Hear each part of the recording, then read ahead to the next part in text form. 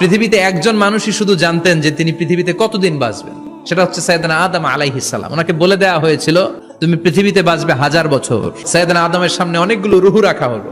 সাইয়েদনা আদম বললেন এরা কারা? আল্লাহ বললেন তোমার বংশধর। সাইয়েদনা আদম বললেন আল্লাহ ওই যে একটা রুহু দেখা যায় এটার নাম কি?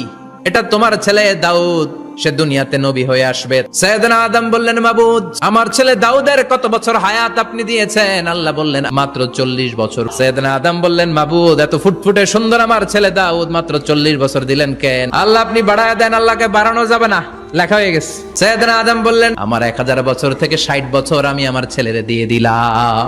আর আদম আলাইহিস সালাম পেয়েছিলেন 1000 বছর, 60 কমে গেলে রইল কত? 940 বছর পৃথিবীতে থাকার পরে মালাকুল মাউত চলে এসেছে। এসে বলল জিইতু আন আকবাদা রূহাক, রূহ কবজ করতে আসছি। আদম আলাইহিস সালাম বললেন রূহ কবজ করতে আসছো মানে? আমি বাঁচবো তো 1000 বছর। মালাকুল মাউত বললেন না না, ওই যে আগের কথা স্মরণ করেন আপনি 60 বছর দিয়ে দিয়েছিলেন। কয় না আমি দেই নাই।